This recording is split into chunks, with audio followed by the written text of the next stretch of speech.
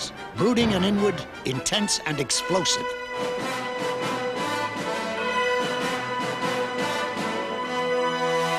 His movies were different too. They used film's familiar melodramatic conventions to dramatize unfamiliar themes. His actors worked in stories about social problems, social realities, social conflicts. When they explored relationships between men and women, Kazan's films offered a behavioral naturalism and a level of realism that was new to American movies.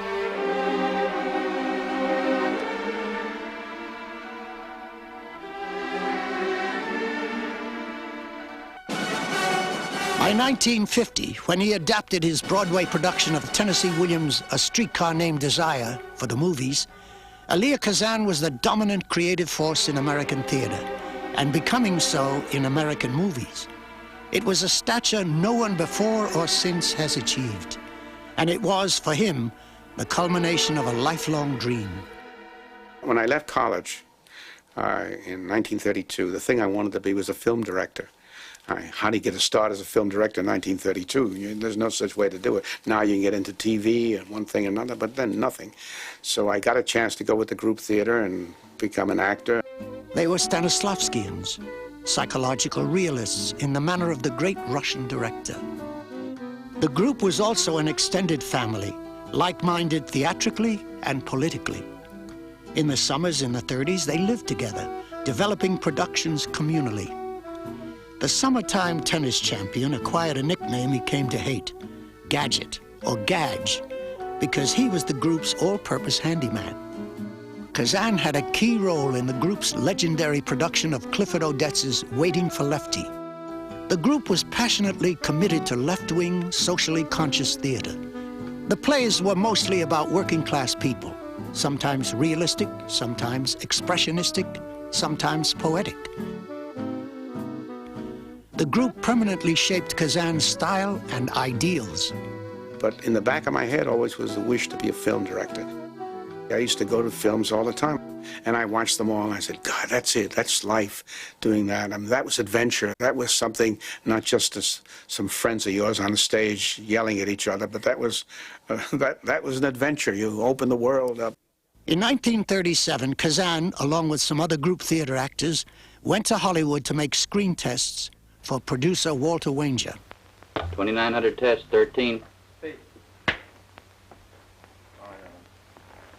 The actor appearing with him is Alan Marshall.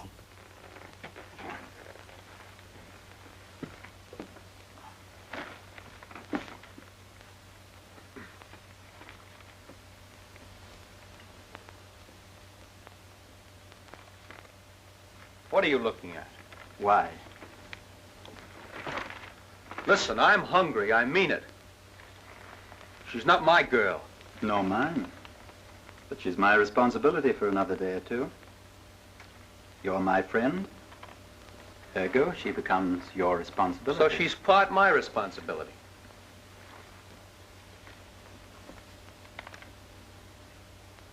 That's my part. Kazan didn't get a job, not immediately anyway, though other group actors like Francho Tone and John Garfield were beginning to make movies. Everybody in the group was both jealous of you when you made a film, but also every move away from the group into a film world was a betrayal of something that everybody was devoting their full heart and their full time to. I mean, it was a mania, the group theater. That is, no one dared leave a family, say, and go outside. I was just dying to get into films. When I got a chance, I acted in a couple of films. There's no use stripping those labels, Hap. They got us mug and trench down pat anyhow. Okay, boss. Oh, that reminds me, I better ditch this too. And Hap, when they fish him up, all we gotta say is he didn't have to go swimming with his hat on. Hey, that's a good one, boss. Okay, now. Hey!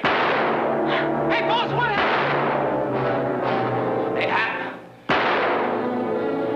Oh, gee, never figured on that at all.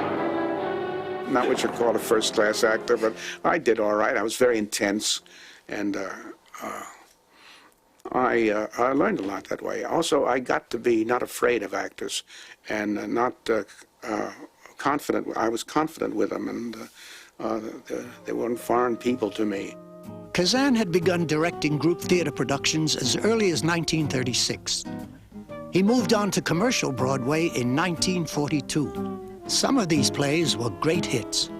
He did his first and last musical in 1943. Kazan felt he was still learning his craft, and he still wanted to direct movies. All right, here she goes. He finally got his chance in 1943 with A Tree Grows in Brooklyn. Now who wants to try this one? Who's man enough for this big one right here? Me and my brother, we ain't too small together. Spunky, huh? All right, but if one of you drop, you're not gonna get the tree. This is how poor kids used to get their trees when they were thrown away on Christmas Eve.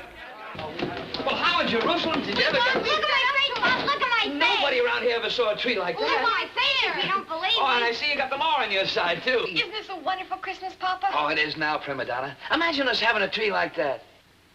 And the nicest kids in the world, I guess. If you can get the real thing, it's great. And I got Jimmy Dunn. You know, that's the real thing. You can't beat that because he didn't have to act. He just looked like a guy that had boozed too much and also was jolly and lovable. At the same time, he was sort of a mess. Kazan tempered a sentimental story with a truthful style and wonderfully authentic performances. He ain't any older than they are. Every picture that is really successful has one little miracle somewhere in it. And we had ours, Peggy Ann Garner, the girl. She and Jimmy got along well. I mean, she loved Jimmy, and he was like her father. At the same time, there's something about him that was, well, what's the way, unreliable. And that reminded her of her father, too. So it was a wonderful relationship, close to the relationship in the thing. Oh, I thought you'd be asleep, prima donna. I've been thinking. I might be going to be a writer. I've just about decided. I knew you when you was going to be a lady fireman. Don't joke, Papa. I'm serious. You better stick out your tongue, prima donna. Oh, it's just like I thought. You got a bad case, a very bad case. Case of what, Papa? A very bad case of growing up. That's all it is. The reason she was so touched by the theme was that her father was flying fighter planes, and she was worried as hell about him, very worried about him. I could just look at this girl, and I could see the fright on her face. Well, one day I did a very, very bad thing. I did a terrible thing. One day when she had to cry, I dropped a few words about her father, and I've forgotten how I put it.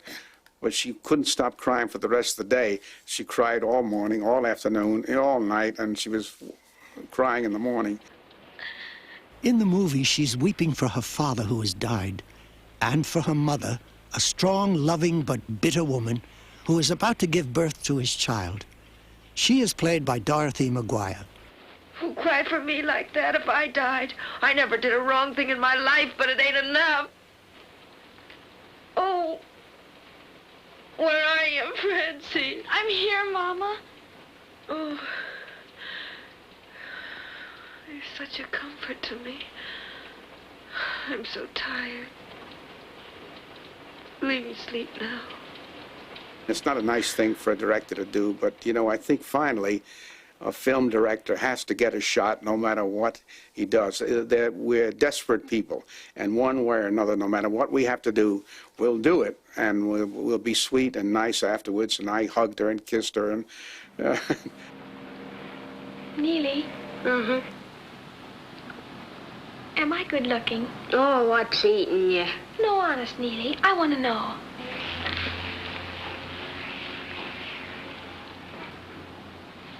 You pass.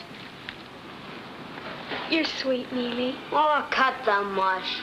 it was an area of life that I knew something about. So when I was offered the book, I read the book and I said, hell, I know this. A tree grows in Brooklyn. I've been there and I've seen it, and I've been in backyards and so forth. So it got me going on it. Kazan's next important film never really got him going. Gentleman's Agreement took up an important theme, anti-Semitism, one of the first movies to do so. But in his opinion, it was too dispassionate. It lacked his kind of heat. Gregory Peck played a magazine writer blocked on a series about anti-Semitism until he decides to pretend to be Jewish and experience prejudice firsthand. It's too damn polite, that film. It's too nice. It doesn't get into the parts of anti-Semitism that persist and hurt. How do you do, Mr. Green? How do you do? In answer to your question, may I inquire, are you, that is, do you follow the Hebrew religion yourself, or is it that you just want to make sure? I've asked a simple question. I'd like to have a simple answer. Well, you see, we do have a very high-class clientele, and, well, naturally. Then you do restrict your guests to Gentiles? Well, I wouldn't say that, Mr. Green. But in any event, there seems to be some mistake, because we don't have a free room in the entire hotel. But if you'd like, perhaps I can fix you up at the Brewster Hotel down near the station. I'm not staying at the Brewster. Look, I'm Jewish, and you don't take Jews. That's it, isn't it? I never said that. If you don't accept Jews, say so. Don't raise your voice to me, Mr. Green. You speak a little more quietly, please. Do you or don't you? Mr. Green, I'm a very busy man. Now, if you want me to phone for a cab or a room at the Brewster, I'll do so. Otherwise... It's not my environment, that the people in it, so I don't respond to it now. I hate it, I hate it, I hate everything about this horrible thing. They always make trouble for everybody, even their friends. They force people to take sides against them. Quit that. They didn't suggest this series. They didn't give me the angle. They haven't got a single thing to do with what's happened between you and me. Shout at me. I am not going to marry into hothead shoutings and nerves, and you might as well know it now. Zanuck had the theory, which I didn't agree with, that every social problem and every human problem can be solved through the mechanics of a love story. And you just get a love story, and people differ on this theme of the movie, and then you heal it up, and they get together, and then everything is all right. Well, excuse me, bullshit. It doesn't work that way. Maybe the movie didn't work like life. Maybe it didn't work for Kazan. But it did work for everyone else. Darryl Zanuck, the studio boss, was, in his way, right. It was a hit, and won the Oscar for Best Picture of 1947. It also brought Elia Kazan his first Academy Award as a director. Meantime, back on Broadway, he directed Arthur Miller's All My Sons. In 1949, he directed Lee J. Cobb's unforgettable performance as Willie Loman in Death of a Salesman. It was Kazan's most famous collaboration with Arthur Miller, and it consolidated Kazan's reputation as the era's great theatrical director. As the sets for Kazan's production of Tennessee Williams' A Streetcar Named Desire began to take shape in 1947, so did a legendary performance by Marlon Brando. The first time people saw the play, it had the effect of the first time you see something that's out of the blue. They hadn't really seen Brando before, and they'd never seen Williams like this. Williams had a tender, sort of nostalgic memory piece, but all of a sudden they saw the great strength, dramatic strength that was in him, and it overwhelmed people in the theater. When you talked to him then, he was such a simple, like a child. But there was so much violence in him that I knew how violent he was. But Jessica Cronin was very kind and very patient with him, and she soon got to like him and admire him a lot. And Carl Malden was in it. Carl was one of his best friends. And Kim Hunter was in it, and they were close friends. And all of a sudden, I had a family of people that worked in the same way and had the same desire to reveal themselves and to open up. And the production was wonderful. To critics and public, its greatest wonder was Brando. I said to Tennessee, I said, this thing is becoming the Marlon Brando show. I said, everybody who's come to see the rehearsals, say, who is that? And he's coming to the Marlon Brando show. I said, your play's not about Marlon Brando or that character, Stanley. It's about this woman. But Tennessee had a crush on Brando. I'm not talking about sex now. I'm talking about person to person. He thought Brando was terrific, and he was very happy, and he supported me in it. In black moments and dark moments, he'd say, he's great, don't worry about him, he's great. A few years later, Kazan brought that greatness to the screen. Hey, is Blanche back yet? Vivian Leigh replaced Jessica Tandy in the movie. Yeah, she's back. Hi there, Blanche. You look like you got a liquor. That jerk mechanic down at Fritz's doesn't know his axle grease from third base. In essence, the Williams play was about the struggle between the ethereal Blanche and the brutal Stanley for the soul of her sister, Stella.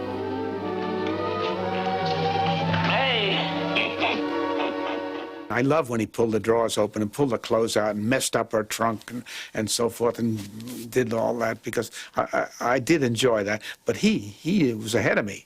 He did what I enjoyed. Stanley! Oh. Now, will you just open your eyes to this stuff here? Now, I mean, what, has she got this out of teacher's pay? Will you look at these fine feathers and furs as she comes to bring herself in here? What is this article? That's a solid gold dress, I believe. Oh, honest. And this one here. And what is that, fox piece? That's genuine fur fox, a half a mile long. Where are your fox pieces? This is bushy Snow White ones, no less. Where are your white fox furs? Those are inexpensive summer furs that Blanche has had a long time. Listen, I have an acquaintance who deals in this sort of merchandise, and he's coming in here and making an appraisal of this. I think the trick, the wonderful thing about him is the ambivalence again between a soft, yearning, girlish side to him and a dissatisfaction that's violent and can be dangerous.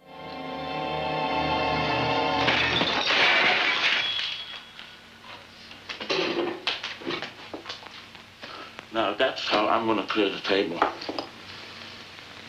Don't you ever talk that way to me. Pig, Polak, disgusting, vulgar, greasy. Those kind of words have been on your tongue, and your sister's tongue is too much around here. Who do you think you are, a pair of queens? Just remember what Huey Long said, that every man's a king, and I'm the king around here.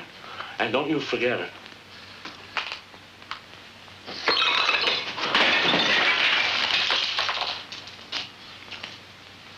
My place is all cleared up now. You want me to clear yours?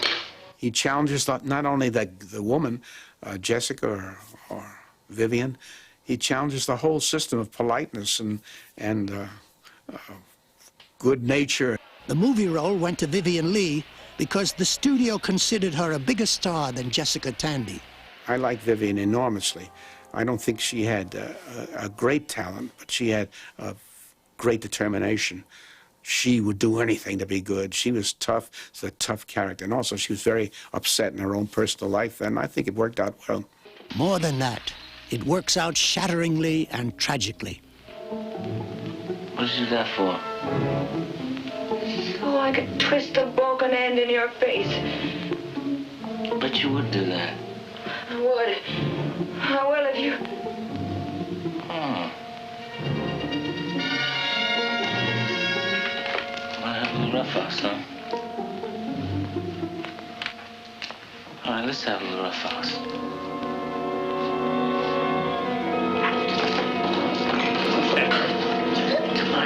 Tiger, rough them, bottom top. I like the movie very much, and I liked it on stage a little better. But Kazan was trying to escape the stage, and stagey movies, too. He was after realism of a more documentary kind. As early as 1946, he had ventured into a different kind of filmmaking. Boomerang meant a lot to me. Boomerang meant this, that I went out with a crew into the middle of a city named Stamford, Connecticut, and we had sometimes as many as 5,000 people watching. The streets were jammed. And we made a film with essentially not big stars, and I caught something in the background, in the life of a city like that. And I enjoyed that a lot. It gave me a lot of confidence. It made me feel I can go anywhere and make a film. And later I did do that. I mean, I think it led up to On the Waterfront, it led up to a number of other films I did where I used the streets of the city with confidence and without any feeling of, oh, I wish I were in the studio. Boomerang was about a man falsely accused of a priest's murder. Why don't you turn him loose, Whitey? Cut it out, fellas. Don't do it. Lay off, you hear? We'll take good care of him. No. You knew Father Lambert, Whitey. I can't do it. You're not going to let him get away with this. Take your hands off him. Break it up. You boys aren't acting very smart. We're friends of Father Lambert's. He's not going to get away with this. I don't think Lambert would have liked it this way. Suppose we take him. Quite a few of us are going to get hurt. Want to be first? You don't have to get tough about it. The film is based on a true story. Now, may I have it, please? Dana Andrews' prosecutor defies public opinion, betraying his own case when he becomes convinced the defendant is innocent. Mr. Harvey, that's a loaded gun. I'll be extremely careful, Your Honor. Mr. Whitney, please. In the reenactment of the murder, we found that the murderer had to hold the gun in exactly this position when the shot was fired.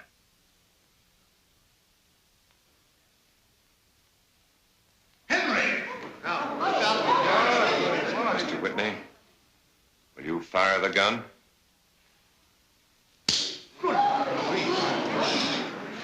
I must apologize, Your Honor, for the use of theatrics in this presentation. But there's a defect in the firing pin of this gun. It's loose and faulty, making it impossible for the gun to be fired in this position. We tried it 16 times. That was the 17th. I said, look, I'm only directing something like I would in the theater. I would get people together in a certain place, usually a room, and move them around appropriately and also come to some sort of visual climax, all well and good. I said, you're not a film director. You better go back to theater. Then I said to myself, I'm going to make a film where not one word is really important. I'm going to make it all action. That film was Panic in the Streets, a thinking person's action movie. Set in New Orleans, it is about a sailor who comes ashore carrying pneumonic plague, infecting his friends. They are sleazy, petty criminals who eventually murder him.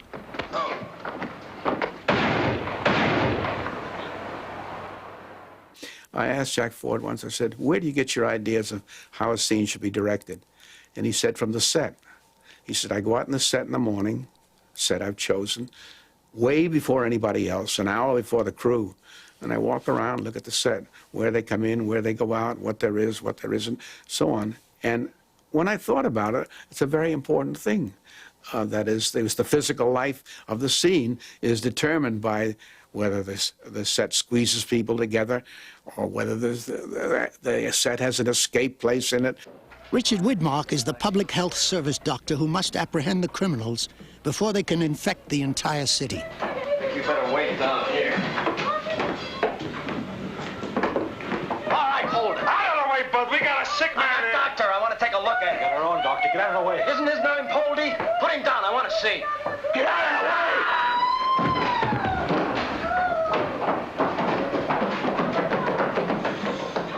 We were winging it. It wasn't that we said, you didn't say the right word here, or we weren't carrying the book around all the time. We were winging it. Here's the scene where this, and this happens, right? So we make that, and the other happen. One of the things Kazan made happen was a classic climactic chase. It was a kind of tribute to everything that had once appealed to the young man who had dreamed of someday directing movies.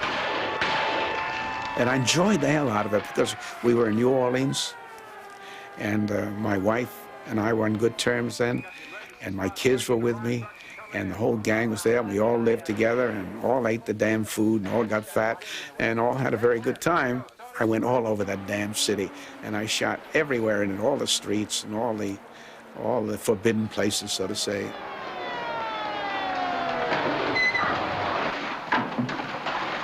There he is. Hold it.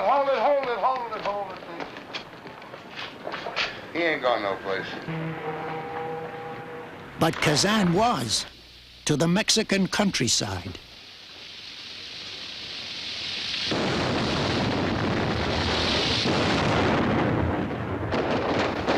And the story of a revolution being made and eventually unmade. The great thing I got out of Viva Zapata was for the first time I was out in the country somewhere and free and with no sets and using the environment around me. All right, bring him down here. Down here.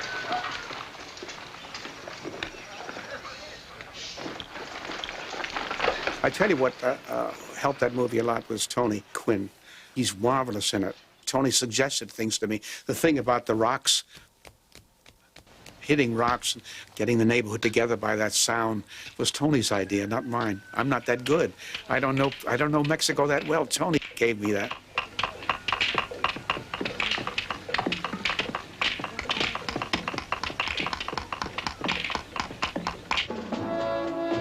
Emiliano Zapata was an illiterate peasant, a rebellious spirit, and an honest man, at least as the movie retold his story. It traces his rise from political prisoner to successful revolutionary, ultimately rallying his people to a just cause. I think Marlon does a terrific performance there of a peasant. What I said to him was, you have to think like a peasant. I said, you're not impressed with anything. You're only concerned about one thing. You don't fall in love with anybody. You use women.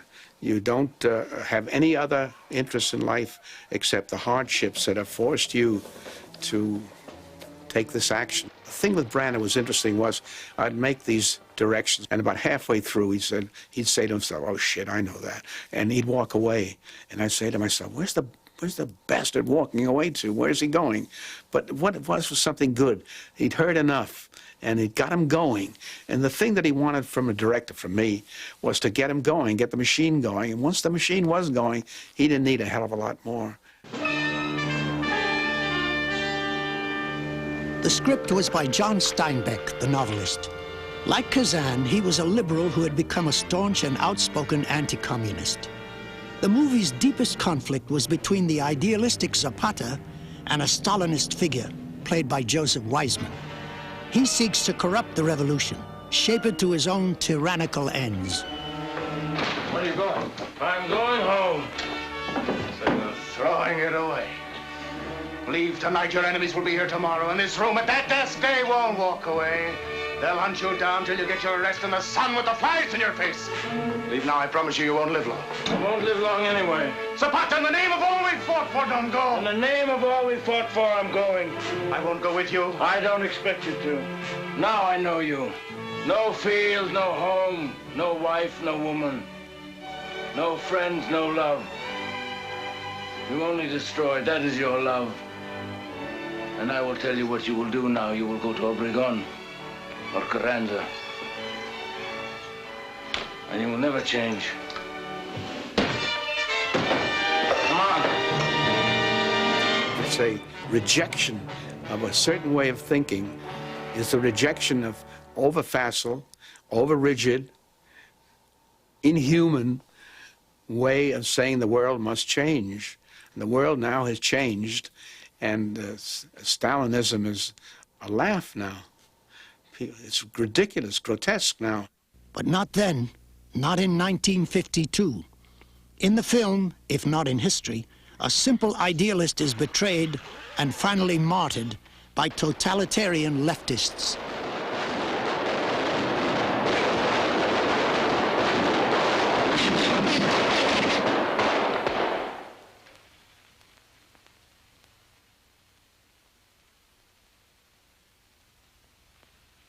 We decided that we'd show someone who behaved out of the most deeply human motives, and because of them had to create a revolution, but that the revolution was not only political but human.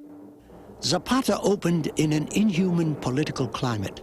Amidst anti-red hysteria, Kazan, a one-time communist, was forced to testify before the House Un-American Activities Committee. Like others with intimate knowledge of communist tactics, he had come to abhor their secrecy, duplicity, and lust for absolute power. He named former party associates, already known to the committee. Unlike the others who did so, he vigorously and publicly defended himself. In some quarters, he has never been forgiven. Kazan's great film, On the Waterfront, was to some degree shaped by this experience. It's about union, not political corruption, on mob-controlled docks. It's also about the need to bear witness against that corruption. Hey, who do you see to get a day's pay around? Give me a break, Mac. I got a couple of kids. Hey, Mac,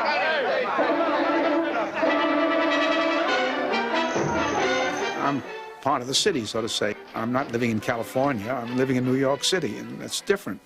And just like the taxi strike, I was in the taxi strike and so forth. I mean, all those things were real to me because I lived in them. But mostly, it's about a young man coming to consciousness and falling in love with the sister of a man he betrayed. Oh, things are looking up in a doc. Recognize a dopey? That's Joey Doyle's sister. You give me that. You Joey Doyle's sister? Yes, I am. It was a cold, goddamn winter. The cold helped the actors' faces. They looked a certain way. They were sunk in here. They didn't have this lovely flesh of success that leading men and act in Hollywood have, the dimpled, pink, beautiful complexion. They were miserable-looking human beings, and that includes Brando. And Eva Saint was perfect. You don't remember me, do you? Remember you the first moment I saw you. By the nose, huh? Well, some people just got faces that stick in your mind. The best scenes in the movie, from my point of view, are the love scenes with Eva Saint, where he's asking her to understand him, where they're sitting in a cafe. He's great in those scenes. Why? Because he's a tough guy revealing a side to himself that you did not expect. And the side to himself that you did not expect, that exists in the audience because they recognize it, was some sort of tenderness and some sort of, people wanted to reach out for him to help him.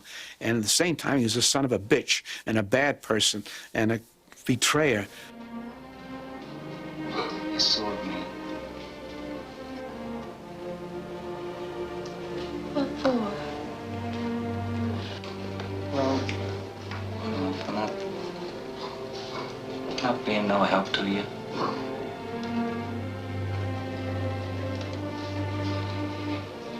You would if you could.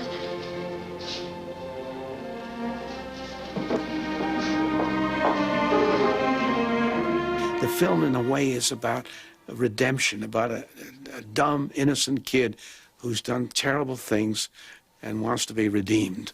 And the girl redeems him. Well, it's basic, isn't it? I want you to stay away from me. I know what you want me to do, but I ain't gonna do it, so forget it. I don't want you to do anything. You let your conscience tell you what to do. Shut up about that conscience. That's all I've been hearing. I never mentioned the word before. You just stay away from me. Edie, you love me. I want you to Didn't say I didn't love you. I said stay away from me. I want you to say it to me. Stay away from me. When he plays those scenes with her, I'm broken up. I break up. That one person should need so much from another person in the way of tenderness and all that. Well, we all do. And something in that basic story, I think, is what stirs people, not the social, political thing so much as the human element in it. Terry Malloy has testified against the mob and been beaten up by them. But if he can lead the rank and file back to work, they can reclaim their union from its betrayers. My feet. You're on your feet. I don't think I'm gonna make it. Terry? You can. Just finish what you started. You can. Okay. Okay. Do that hook. Look, in God's name, what are you trying to do? Got to take your hand. Kazan and writer Bud Schulberg's enemies claimed the movie justified informing, which they stood accused of by the radical left. I never denied it. People said that, and I said, yeah, I guess so. But it wasn't the central thing in the film for me. Its immediate political message has faded since Brando, Kazan, Saint, and the film won Oscars in 1954.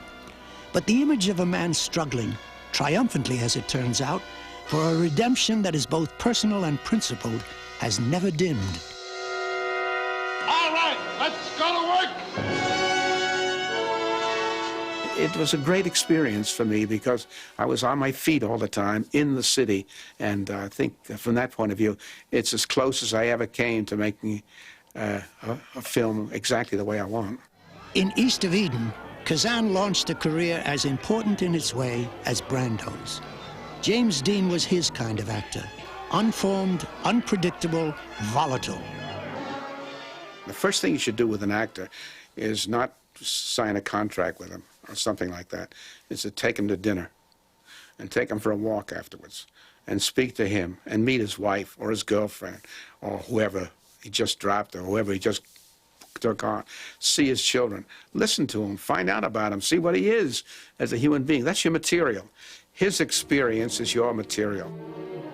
I called him into the Warner Brother office, and he came there, and he just sat there looking rather surly and unresponsive.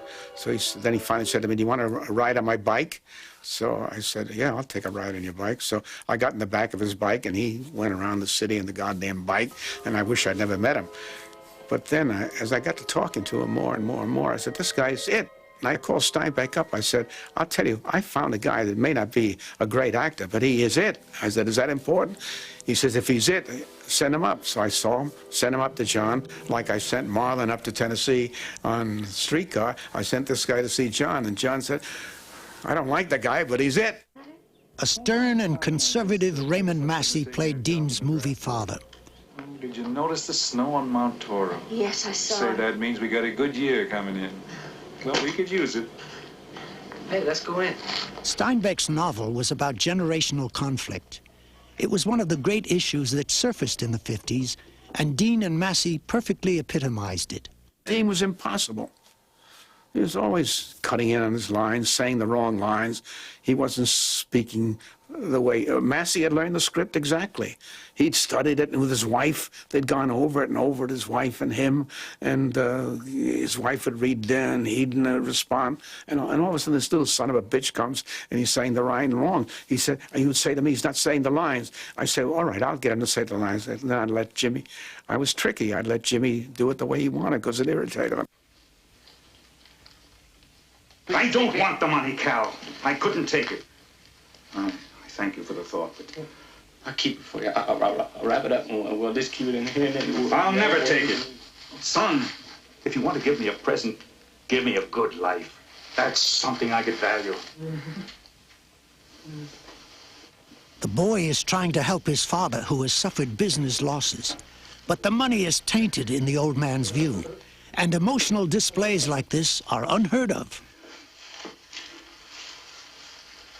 Cal!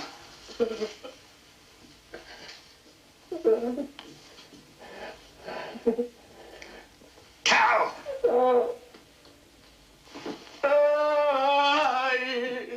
Do you think I would do anything to stop that antagonism? No, I increased it.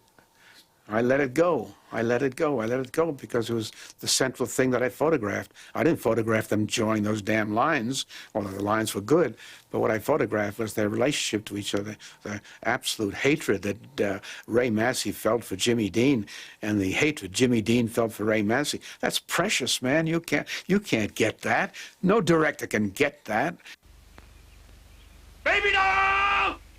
1955. And another collaboration with Tennessee Williams, this time in a farcical mood. Now, you come on down here if you're going into town with me. I got to be at the doctor's 10 minutes ago.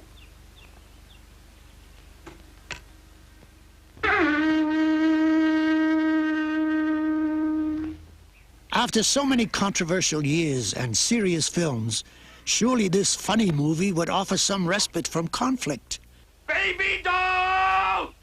I like it the way it starts with the blacks laughing at the whites. I repeat that a lot of times, and the black people that they just think the whites are ridiculous. Those whites that run the gin mill are absurd. Carl Malden plays Archie Lee, who has married an underage girl and agreed not to sleep with her until she turns 19. It hasn't been easy for him. Carol Baker, who plays Baby Doll, was yet another Kazan discovery.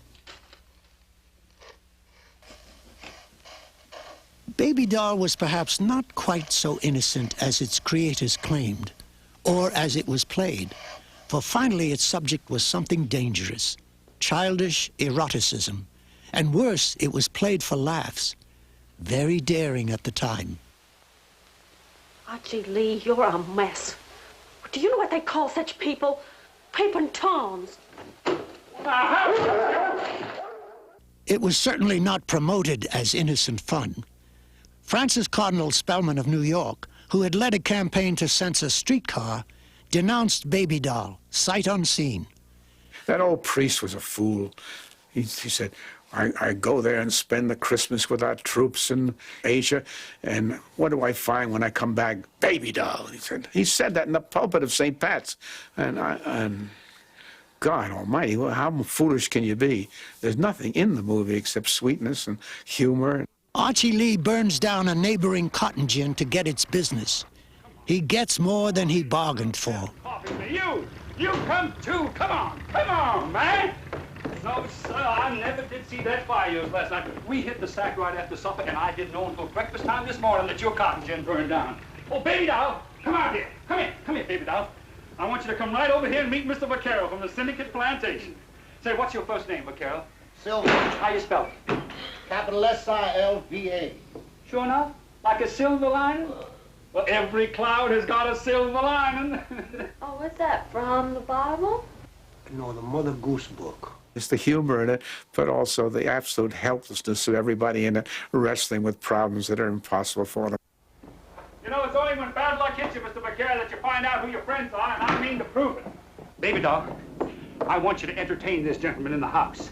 It's a good neighbor policy, tit for tat and tat for tit, as they say. You do me a good turn, and I do you a good turn sometime in the future. That's right. Come on now. Come on, baby. Come on.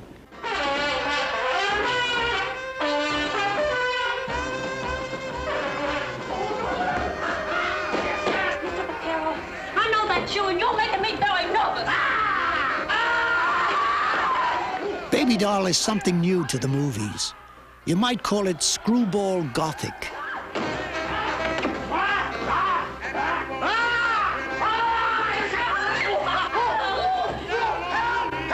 It's just so cute, the goddamn movie. I don't know another word for it. It's a very cute movie. Well, you don't have to go all the way home to take a nap. You could take a nap here. I mean, it's gonna rain anyhow. I love Carol Baker, and she's wonderful, and Carl and Eli, they're all, but Carol's especially good. As Kazan insists, this is a movie that is all teasing and improbable implication. Come on up and sing me to sleep.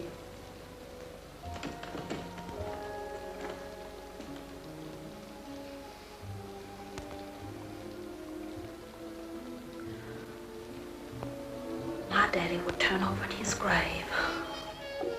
It's really a send-up of typical movie sensuality. I did have a hell of a lot of experience in the South. I walked around a lot. I bummed around a lot when I was a kid hitchhiking, and I also made a documentary, and I made another film down there, and I got to know people down there, and I got to like them. And most liberals, of which I was one at that time, I think I still am, but at that time, have some scorn about the South. They think the people down there are stupid and so on. They're not. A Face in the Crowd proved that. It begins in a small southern town when a local radio producer makes a discovery she and everyone will live to regret. Well, Miss Jeffries. Good morning, Marcia. Well, I think we have just what you're looking for. We always get a good haul over the 4th of July. Good, come on, let's go. Hey, maybe I can try putting a couple of rhymes together. Sing something dependable like Home on the Range. I ain't gonna sing no Home on the Range. No, sir, not if it means I rot in here another month. I'm gonna sing what I'm gonna be. A free man in the morning. Gonna be a free man in the morning. Free man in the morning. Free man in the morning. Oh, know the reason. All right, I'm ready as I'll ever be. Thank you, Lonesome Rhodes. That was just fine. Andy Griffith is warm, human, funny, loving, cute, playful. Aren't those things great virtues? Come on. What do you want out of life? Ain't nothing in this world you can't do when you let the best side of you take over. Success is instantaneous, but folksy charm masks manic ambition. He wants me to to make sure I leave time for the commercial. You didn't know I had a sponsor, did you? Neither did I. They woke me up this morning. You good looking, Scout, lady. Yeah, I got the commercial on me somewhere. Let's see, yeah. It's Johnny Longshot's tip for the Daily Double. No, that ain't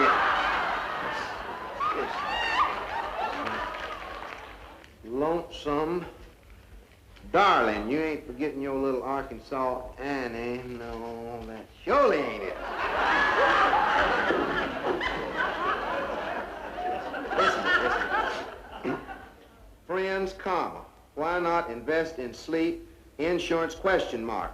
That is what you will be doing when you buy your Luffler Easy Rest mattress, period. Lonesome Rhodes is soon a national celebrity.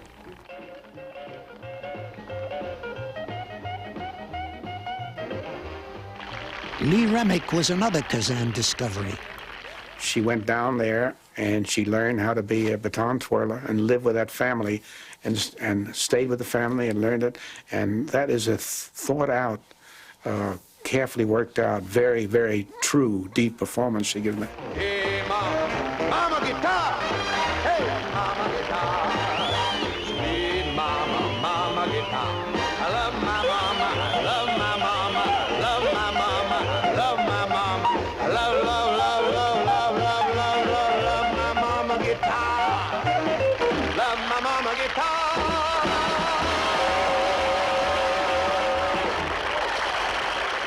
And I say that the winner by unanimous decision, and that's me, is little Miss Betty Lou Flecker, Miss Arkansas of 1957.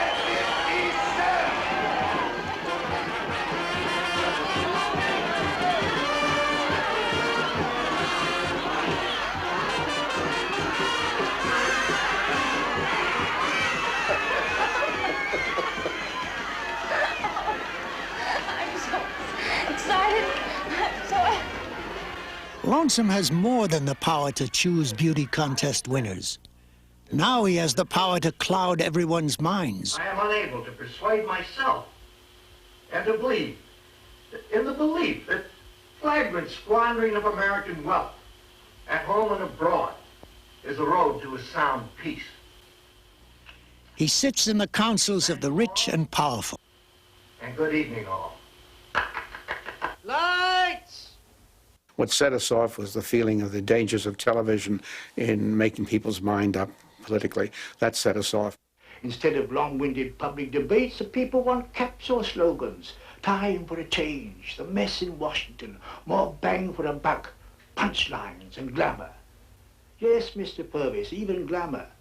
General Hainsworth, my papers have supported Worthington Fuller from the first day he ran for public office. He's not a grandstander, a backslapper, or a baby kisser. That's exactly what he's got to become. A majority in this country don't see eye to eye with him. We've got to find 35 million buyers for the product we call Worthington Fuller. I think you underestimate the respect which people are never... Respect? Did you ever hear of anyone buying any product, beer, hair rinse, tissue, because they respect it? You gotta be loved, man. Love. Well, I may be a bit old-fashioned, but it seems to me there is still a distinction between politics and, well, the field you're in. Bull. I beg your pardon, sir. Sorry if I tread on your corns, but I said bull. Politics is people. Then what we did was we hung around an agency, advertising agency, and we hung around Madison Avenue, and slowly we got the feeling that you got, that people were manipulating in the crudest way, with humor, or whatever you want to call it, were manipulating people's thinking. How about nickname? Only dishonest thing about Curly Fuller is the way he combs his hat. Curly, that's rather amusing. See? Shows you got a sense of humor about that fine head of skin you got there. No hard feelings now. We're talking television. Don't press your lips together so much. Gives you a kind of a sissy look. Keep your mouth relaxed so you can say, Once in a while. Sounds sort of crazy to you, doesn't it? No, I realize it's a new technique and I've got to face it. That's why I came. Good. That's a boy, Curly. You just put yourself in my hands. I'll have them loving him. I mean loving it. Whenever I get a character that's a hero, I ask what's wrong with him. And whenever I have a character that's a villain, I say, but what's the good side? The voice of grassroots wisdom. Lonesome Roads on the Cracker Barrel. Bud Schulberg's 1957 screenplay was powerfully prescient.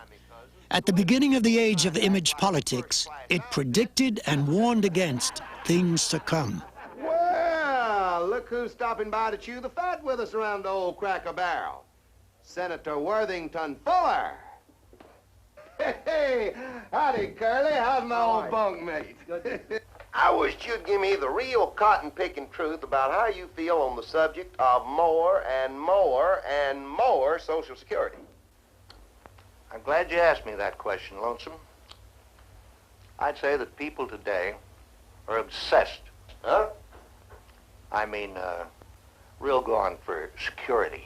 When they get power, that's what's dangerous, because their intelligence is limited, and the issues of the world are complex. So when simple-minded people, because of their charm, get power, they can be very dangerous. This whole country's just like my flock of sheep.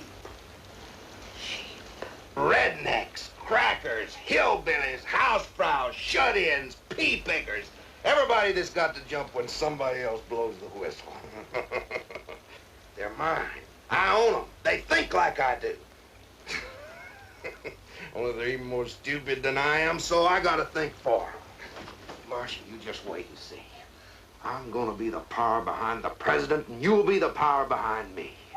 The power of what's on the tube, and how it sways people, and how you have to watch it, and you have to not you have to listen to what they say, not go for what they look like or their humor or something like that. Listen to what they say. Think.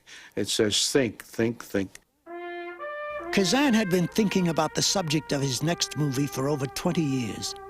Ever since he made this documentary, People of the Cumberlands, with cinematographer Ralph Steiner in 1937.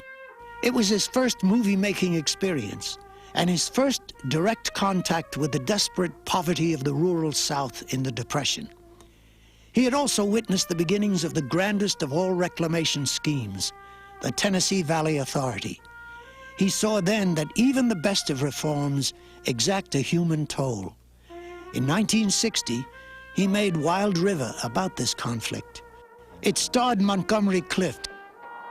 The least well-known of Kazan's great movies, it faithfully reconstructs the world he had first encountered over 2 decades earlier. I always had an idea of a TVA movie, and always with this theme, that it's the good includes the bad. There's always a cost. That's what I say to myself all the time now. There's always a cost. Don't kid yourself. No matter what happens, how right you are, there's a cost. Clift plays a TVA official, charged with clearing people off their land so the river can be redirected and tamed by dams. He will encounter the greatest resistance from an old woman played by Jo Van Fleet, who was half the age of the character she played. You heard me. I say I want to buy Old Blue. Now, how much you want for him? Oh, I wouldn't want to sell Old Blue, Miss Ella. Well, I didn't ask you if you wanted to sell him, did I? I say I'm going to buy him. I'm going to give you, I'll give you $15 for him. What's the matter? He ain't worth more than that, is he? No. No, ma'am, he ain't worth nothing, but I ain't gonna sell him. Well, you got to sell him, Sam, because I'm going to buy him. Now, how am I going to buy him unless you sell him? I don't know, but I ain't gonna sell him. Sam Johnson, you're selling him, and that's that. No, I ain't gonna sell him. Old Blue is mine, and I ain't gonna sell him even to you. You ain't got no right to make me.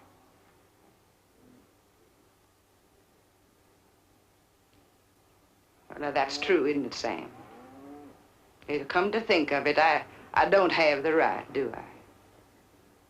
No one could have done what that woman did in Wild River. No one could have done what she did, and fantastic. She used to get up at 3:30, 4 o'clock in the morning to make up for an 8 o'clock call, and she was making up her liver spots. I've got liver spots too, and you get them when you get old. I said, Jill, what the hell are you doing, for Christ's sake? Don't take time doing that. I'm not going to photograph your hands. I'm not even getting close to you. I'm not doing it for you. I'm doing it for myself. We aim to tame this whole river. You do. Well, I like things running wild, like nature meant. One thing that was interesting in this movie is that the hero, so-called, the Washington guy, is the weakest one in it. And he's sexually incompetent, sexually trembling, and he represents, I don't know what, but he's absolutely right, so to say, to struggle to make this thing come true. At the same time, humanly, you realize that he's a weakling. I'd be a good wife for you. Damn good wife. I'm smarter than you in some ways, and I know what's good about you, and I know what's bad, and I'm not afraid to tell you. I have 2 children who love you. They love you, and I love you. And you're not easy to love, but you do need someone. There's a scene where he had to make love to Lee Remick, and I had to turn the whole scene around so that she was the aggressor, and so on. And he was a dutiful kid, Monty, but he was still, some way or other, a cripple. Some way, some subtle way, he wasn't entirely healthy. And he also drank, and I said to him at the beginning, I said, Monty, I don't want you to take one drink during this, or else I can't work with you. I can't stand drunken actors. Clift stayed sober, but ironically had to play a drunk scene. We want to talk to you as one human being to another. Walter? Yes, ma'am? Better take this lunatic home. I'll take him home in just a minute. But first, there's something I want to say. I understand you, Mrs. Garr. I know exactly what you're fighting for. It's your dignity. I know. I'm right? It's your everlasting, ever-loving dignity. It's your dignity. That's it. It's your dignity. You look smaller than I thought. And he was a good person. He was just had difficulties as a human being. And Lee Remick and Joe Van Fleet supported him. And they liked him. They supported him. They kept the thing going for his sake. In the end, the implacable logic of power, no matter who represents it, must defeat the desires of the heart. Go ahead. Yeah.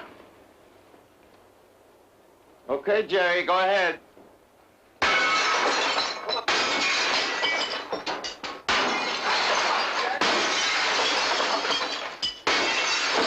This is the theme of more than one Kazan movie. Bill Inge's Splendor in the Grass is about another kind of force, the force of repression.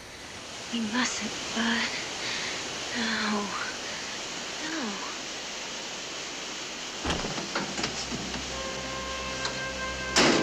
And I think both those characters are wonderful. And I think he examines a piece of American life. I don't think he's a great genius, but he's a fine writer. Natalie Wood played opposite another Kazan discovery, Warren Beatty. Mrs. Loomis, are you here? Stop it.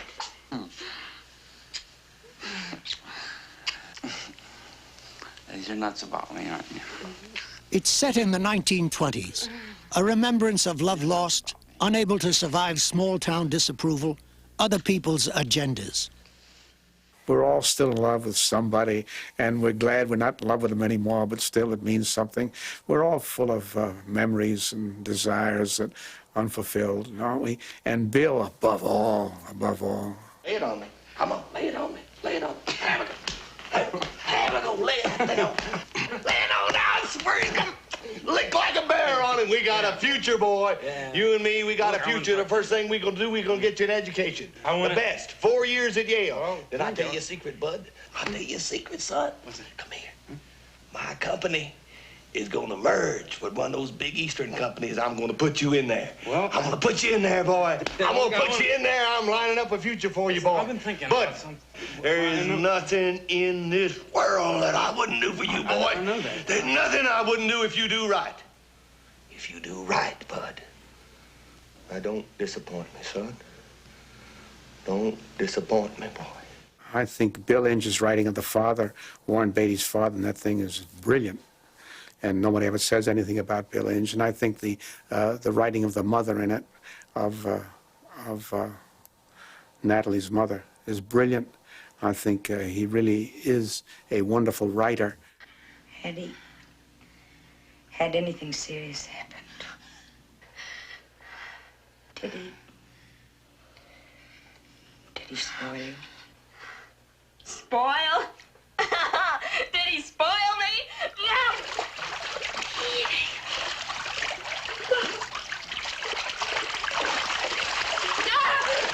No, Mom! I'm not spoiled! I'm not spoiled, Mom! I'm just as fresh and I'm virginal like the day I was born, Mom! Stop it! Stop it! I'm a lovely virginal creature, 160. Stop it, darling! Stop it! Little girl, down! I've been a good little girl! I've always done everything Daddy and Mommy told me! I've obeyed everything! I hate you! I hate you! I hate you! Bill was a man that was always on the verge of suicide. And he didn't know where he stood with men or where he stood with women. And or where he wanted to, what he wanted to be. And he was a great hit, and then he suddenly dropped. All the critics were making fun of him. I was very proud of my friendship with Bill Inge. I looked after him a lot and helped him a lot. And so on. I put that screenplay together from a novel that he wrote, and then he worked over it and made it good. And I particularly love the last reel. I think the last reel, when she goes out to visit him with her white hat on, and he's married to a rather plain but honest girl, and they both remember. You know, I didn't even finish my first year in school there. She's real nice. Well, she was wonderful to me when things started to go wrong. You're happy, Bud. I guess so. I don't ask myself that question very often, though. We all have memories of what we might have had or might have known and didn't know and didn't have. Don't you? America is my favorite film. I don't mean it's the best film. I don't think it's my best film, but it's my favorite film. It's about my uncle, and it's full of the legends. I used to sleep in bed with my grandmother when I was a boy at 4, 5, 6, and she used to tell me stories about my family coming here 30 years before I made it. And it was on my mind all the time. I've got notes from way, way, way, way back. I throw them all away, but I throw notes from way, way, way back, saying this, that. I write things down. I remember things. I wrote the screenplay, and I couldn't get anybody to put the money for it, which happens more often than I care to remember with films. I couldn't get anybody to put the dough up for the goddamn thing. So finally, a couple of guys did. And we got to Constantinople with a crew, Istanbul. And then the guy pulled out, and we were in Istanbul without a quarter. We were in a bar drinking. We didn't have money to pay the bill. And a guy named Ben Kalmanson of Warner Brothers came to our rescue. And he took the film on terms that were good for him. So I never made a quarter out of the film. But I don't care. I don't care about anything except that I finally made it. I had a very good cameraman, and he producer's office, when I found him, he didn't even want to be an actor. He wanted to work as a assistant to a producer or something, errand boy, gopher. And so I took him, I brought him to America, and I said, I'm going to try to teach you English. So I gave him a girl to teach him English, and he found a girlfriend who was American, and they spoke English and spoke English, all to no result. His English was terrible at the end. Went ahead with the goddamn thing anyway. The father bled to death, and I always thought that must have left a mark on the boy of a determination. It did. until he faced the problem of learning English. Just if your screenplay isn't right, have another go at it. So I believe in that a lot, and I don't think there's a song to persistence that... You, what's your name? Juanes Kardashian. Want to be an American? Where the so-called central figure is less a hero than the figure in that film. He's anything but a hero. He's a guy that the last thing you see him do is give me a $10 tip. You see him reach out to somebody. He's a small-time operator. But he made it. He got here. Only 3 movies after this. Hollywood lost interest in his kind of filmmaking, but he refused to play its waiting game. He became a writer. He's published 7 novels and an autobiography. I also was sympathetic with people that were struggling to get up, because I struggled to get up. And I struggled all my life. I'm still struggling, I guess. His struggle was to redefine the nature of realism in the movies. He offered in his films a vision of ordinary life, ordinary lives that was extraordinary. In his effort to show outward behavior more accurately, hidden feelings more acutely, he expanded the range of the movies and the range available to actors in them. And he took us to places we had not been or had tried to avoid. He allowed us to see things and feel things that we had not experienced before in the movies.